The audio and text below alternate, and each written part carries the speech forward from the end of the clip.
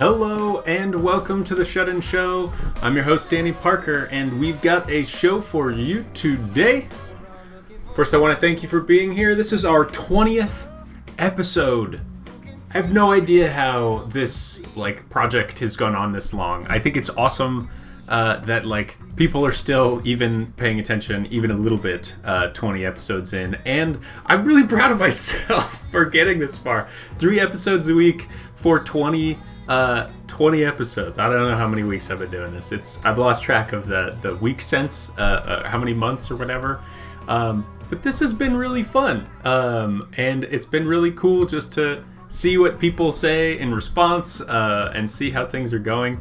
I'm constantly pulling inspiration from watching Stephen Colbert or Trevor Noah, and I also recently just found out about Animal Talking, which is a talk show hosted by a Hollywood writer inside of Animal Crossing, where he's got people like Elijah Wood and T-Pain coming on the show.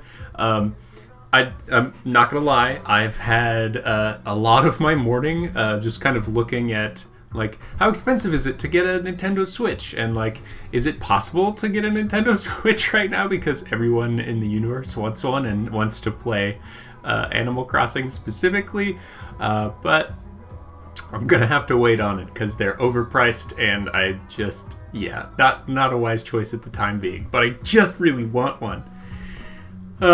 Well, thank you for being here. We got some good news coming up for you. We got a little bit of music and some self-care, and that's what's our show today. So let's move right in. Alrighty. Gotta get rid of that. Oh, and then this. See the white bar? I think I figured out how to get rid of it. There it is. Google. They have their interface. It's very dynamic. Alright, so starting out with good news today, let's get right to the U.S. Department of the Interior has approved construction of the largest solar panel array in the nation. When it's completed, it will be the 8th largest in the world, which is kind of great.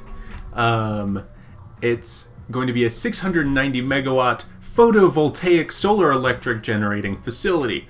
That'll be in Nevada, so the deserts outside of Las Vegas, about 30 miles northeast of Las Vegas. And just like any big project like this, it's going to put about $712.5 million into the local economy in wages and total output during the construction of this big green project. I'm really excited to see this kind of stuff. There's also more news coming across my desk that's saying because most businesses globally are not open for business, meaning they don't use the electricity that they typically use, a lot of businesses, or rather a lot of coal plants are being shut down because they're more expensive to operate than anything else. And so this is a funny time where we're seeing, a lot of things are starting to move towards green energy, which is really exciting for me. It just seems like, how clear is it that we need to be moving away from fossil fuels, especially coal, which is the dirtiest possible fossil fuel, to solar and wind, which are obviously renewable resources. We just have beginning steps in our industries here, so that it's we can't just pivot, click on and click off. We have to create industries. So this is exciting for me to see. Their estimated final completion time for this project is as early as 2022, which is nuts. You can see in the map here that it's so big. It's just it looks like a lake. Their projection there. All right, let's move on to some more local news. Mark Robbins, who's Spokane's best example of a weird, homegrown, famous guy. If you can recognize this guy from some commercials, he is an actor and English teacher working at LC, and he's been in all of the Northwest... Is it Northern Quest Casino? Yeah, Northern Quest Casino commercials for the last 10 or 20 years. He's just their mascot or whatever. Spokesperson? I don't know. I think mascot might more appropriately describe the style of commercials. So, this guy Mark Robbins came up with this idea, and he's been working with other teachers at LC, mostly the English department at LC, Lewis and Clark, and they are putting together what they're calling a spirit competition, the Keep the Lights On competition.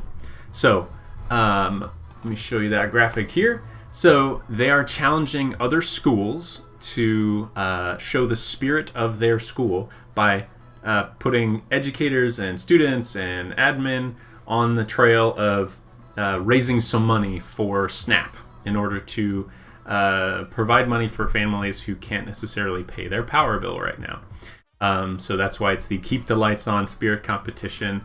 They got everything from the Valley to Meade to Ferris and G Prep. I notably don't see the school that I've been working with on track on here. I don't know what the organizers are doing. Maybe they just ran out of space on their tiny little graphic.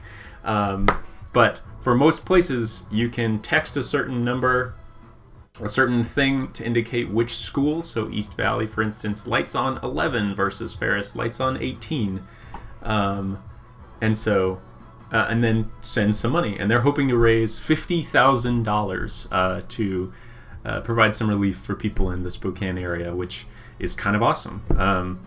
It seems like Mark Robbins is one of those guys that, like, in addition to having a full-time career as an English teacher, and then like doing this funny stuff on the side where he's an actor. And I think when I was subbing at LC, like, he might even be like the Dungeons and Dragons club organizer. You just kind of always got to have your wheels spinning, doing something. And so this is a really great thing. I'm excited to see Spokane educators get involved in. I will very likely be a student teacher at LC next year. I think I found somebody that I will be working with, sort of a personal connection to someone. Nothing's for sure right now.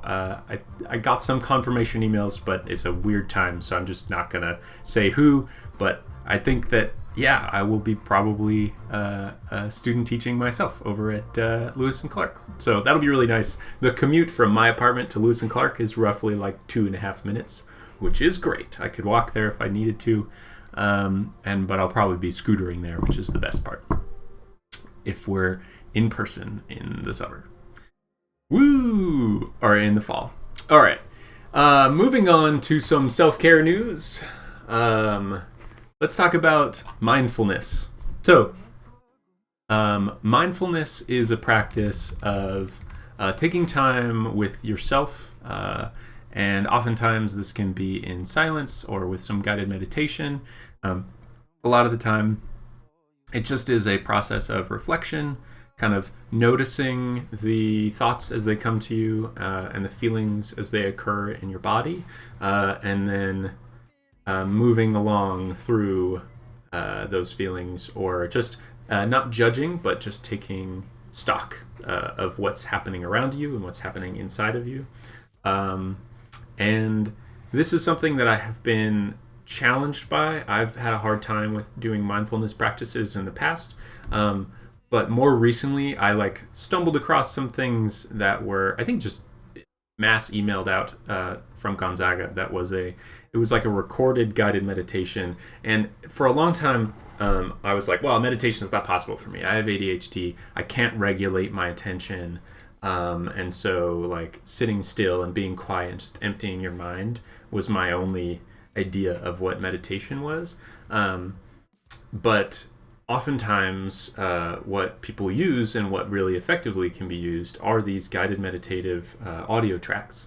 And so what I want to share with you is I saw a thing from a company called Headspace, where they are offering a free 1-year subscription to anyone who is unemployed. And I'm pretty sure it's just a matter of you go on, put in like your last employer, and then the last day you worked, and then you can get access to their content. This is normally a paid subscription, paid service, and you can get access to more than 1,200 hours of meditation and mindfulness content. I think I'm going to look into this. Amanda is effectively unemployed, and so we can get an app login for the two of us maybe, and just kind of take some time to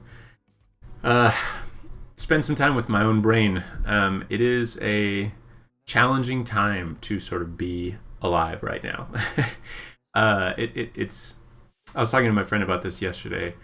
There's such an overwhelming sense of anxiety or worry because of so many things that change daily and are out of our control.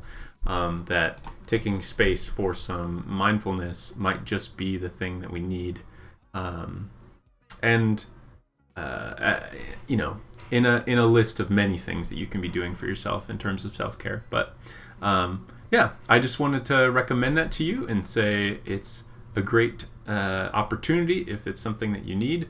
Go check out that link. I'll post it in the video description. And yeah, try to be mindful. And oftentimes mindfulness means taking space away from electronics and other things. I know that I am in a particular habit of playing quite a lot of video games right now. And so making space to sit in the quiet of the morning or the afternoon with a cup of coffee or just with Amanda or maybe with a book. Oftentimes we do that out on our back porch, and it's really nice. Yeah, so let me recommend that to you. Yeah, all right, let's move on to our musical stuff. By the way, thank you, Mark. Yeah, thanks. I'm really excited about my student teaching placement. I started sort of looking around for student teaching stuff like last year when I was subbing and kind of got a feel for different schools. And it was, for me, I was hoping to land either between Ferris or LC, and LC won out because it was a little closer and I knew more people there. So I hear they have a really good ELD teacher there that I might try to connect with as well. Should be really great. All right, so let's talk music. So today's musical feature is named Rachel Mazer. Now, if you know me, I'm a big fan of some vocalists called Rachel. This is now the new addition to my musical fandom of Rachel's. My other big favorite is Rachel Price from the band Lake Street Dive, and I bring that up because this Rachel is remarkably similar in her vocal style and quality. They're different bands, they're different people, but the thing that first caught my attention for this Rachel Mazer was that she was really, really similar in her style. So I'm going to play some music, play some stuff. Please ignore the weird intro from the YouTube video that I ripped. Let's see.